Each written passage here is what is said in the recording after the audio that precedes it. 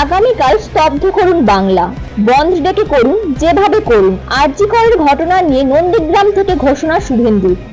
বৃহস্পতিবার ৭৮তম স্বাধীনতা দিবসে নন্দীগ্রামে কেন্দ্রীয় কার্যালয়ের এক অনুষ্ঠানে এসে শুভেন্দু বললেন, দফা ১ দাবি ১, মমতা ব্যানার্জির পদত্যাগ।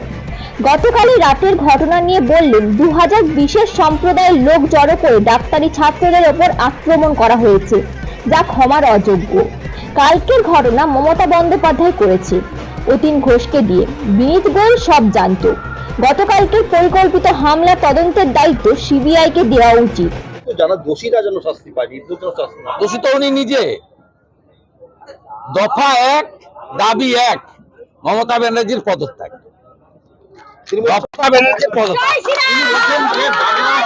আমি এই রাজ্যের সব রাজনৈতিক দলকে বলবো, কালকে স্তব্ধ করুন বাংলা। মমতা বলছে বন্ধ ডেকে করুন, যেভাবে পারেন করুন, সবাই মিলে করুন, কাল স্তব্ধ করুন পশ্চিমবঙ্গ। দফা ১ দাবি ১, মমতা ব্যানার্জির পদত্যাগ। দফা ১ দাবি ১, মমতা ব্যানার্জির পদত্যাগ।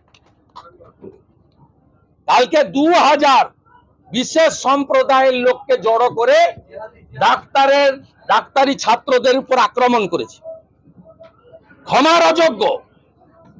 এই টাউন ক্লাবে যারা ককটেল মেরেছিল, পেট্রোল বোম, যারা দেবব্রত মাইতিকে খুন করেছিল চিল্ল গ্রামে, যারা মনসা বাজারে রথিবালা আড়িকে খুন করেছিল, ওই মডেল কলকাতার লোক দেখছে। আমরা তো আগে দেখেছি, তাই নন্দীগ্রামের লোক ওদের ভোট দেয় না। নন্দীগ্রামের লোক আগে থেকে প্রস্তুত হয়ে গেছে। কলকাতা বুঝুক এবারে। তথাকথিত সেকুলারিজম ঝান্ডা নিয়ে ঘুরেন যারা, তাদেরকে বলুন। যারা বলেন না ভাই ভাই ভাই ভাই, তাদের বলুন। মেডিকেল কলেজে প্রায় ৪০ মিনিট ধরে বেশ কয়েকজন মমতা ব্যানার্জি করেছে অতীন ঘোষকে দিয়ে, আর বিনীত গোয়েল সব জানতো, নিষ্ক্রিয় ছিল। অবিলম্বে আরজি কর ক্যাম্পাস, যেহেতু ওখানে প্লেস অফ অকারেন্স, ওই জায়গা কেন্দ্রীয় নিরাপত্তা বাহিনীর নিয়ন্ত্রণে নেওয়া উচিত। আর গতকালের পরিকল্পিত হামলাও তদন্তের দায়িত্ব সিবিআইকে দেওয়া উচিত।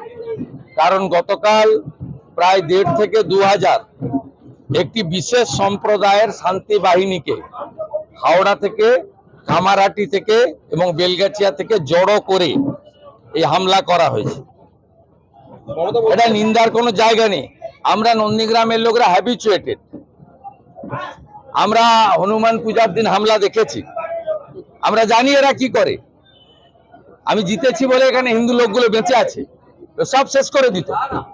২০০১-২১ দেবব্রত মাইতিকে খুন করেছে, এবারের লোকসভা ভোটেও রথিবালা আড়িকে খুন করেছে। Bureau report, PM news.